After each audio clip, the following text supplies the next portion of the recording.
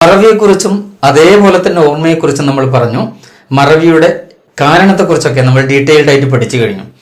അതിനിടയിൽ പല കൂട്ടുകാരും ചോദിച്ച വളരെ പ്രധാനപ്പെട്ട ഒരു സംഗതി എന്താണെന്ന് ചോദിച്ചാൽ, എങ്ങനെയാണ് ഓർത്തു വെക്കുക, ഓർമ്മകൾ എങ്ങനെയാണ് മനോഹരമാക്കി എടുക്കുക എന്നതിനെ കുറിച്ചാണ്. പരീക്ഷാ കാലമായതുകൊണ്ട് തന്നെ കൂട്ടുകാരിൽ നിന്ന് ഈ ചോദ്യം സ്വാഭാവികമായി ഉണ്ടാകുമെന്ന് എനിക്കറിയുകയും ചെയ്യാം. എന്നാൽ സാധാരണ കുട്ടികൾക്ക് മാത്രമല്ല മുതിർന്നവർക്ക് വരെ ഇതിനെക്കുറിച്ച് കൃത്യമായ ഒരു ഐഡിയോളജി ഉണ്ടായാൽ ഓർമ്മകളെ ശാക്തീകരിക്കാൻ കഴിയുമെന്നാണ് പറഞ്ഞു വരുന്നത്. ഇന്നത്തെ വീഡിയോയിൽ നമ്മൾ പറയുന്നത് കോൺസെൻട്രേഷനെ കുറിച്ചും അറ്റൻഷനെ കുറിച്ചുമാണ്.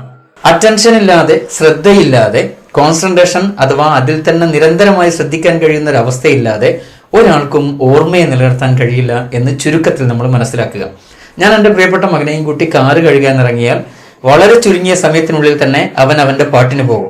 അവനൊരു പുസ്തകം വായിക്കാൻ കൊടുത്താൽ, അല്ലെങ്കിൽ ഒരു പേജെങ്കിലും വായിക്കാൻ കൊടുത്താൽ, അത് വളരെ ചുരുങ്ങിയ സമയത്തിനുള്ളിൽ തിരക്ക് വെച്ച് ഉറങ്ങുന്നത് നമുക്ക് മനോഹരമായി കാണാൻ കഴിയും.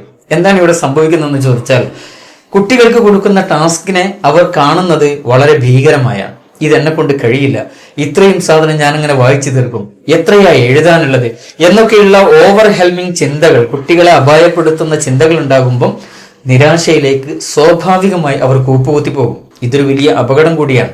എന്താണ് അപകടം എന്ന് ചോദിച്ചാൽ, കുട്ടികൾക്ക് കൊടുക്കുന്ന ടാസ്കിനെ അത് തീർക്കുന്നതിന് മുമ്പ് അതിന്റെ ബാഹുല്യത്തെക്കുറിച്ച് ചിന്തിക്കുമ്പോൾ അത് ചെയ്യാൻ കഴിയാതെ വരും. അങ്ങനെ വരുമ്പം ഫ്രസ്ട്രേറ്റഡ് ആകും. അഥവാ കുട്ടികളുടെ ആശയക്കുഴപ്പത്തിലേക്കും വല്ലാത്തൊരു തലവേദനയിലേക്കും ഇത് നയിക്കും.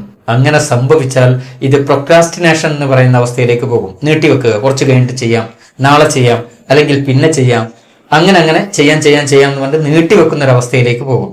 അതും കൂടെ വന്നാൽ ഡിസ്ട്രാക്ഷൻ കംപ്ലീറ്റ് ആവുകയും ചെയ്യും. എന്താ ഡിസ്ട്രാക്ഷൻ എന്ന് പറഞ്ഞാല്? ചിതറിപ്പോവുക. നമ്മൾ ഇന്ന് ചെയ്യേണ്ട കാര്യങ്ങൾ ഇപ്പൊ തന്നെ ചെയ്തില്ലെങ്കിൽ അത് അടുത്ത നിമിഷത്തേക്ക് മാറ്റിവെക്കുമ്പം പുതിയ കാര്യങ്ങൾ കൂടെ അതിലേക്ക് വന്നു ചേരുകയും അത് മൊത്തത്തിൽ ഡിസ്ട്രാക്ട് ആയി പോവുകയും കുറെ സാധനങ്ങൾ ഒരുമിച്ച് കൂടി ഒന്നും ചെയ്യാൻ പറ്റാത്തൊരവസ്ഥയിലേക്ക് മാറുകയും ചെയ്യും.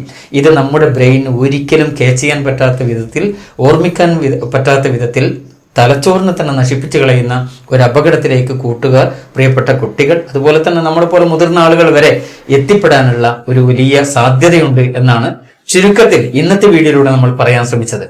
ഈ ഒരു ഡിസ്ട്രാക്ഷൻ സംഭവിക്കാനുള്ള പല കാരണങ്ങളെ കുറിച്ച് നമുക്ക് മനസ്സിലാക്കേണ്ടതുണ്ട്.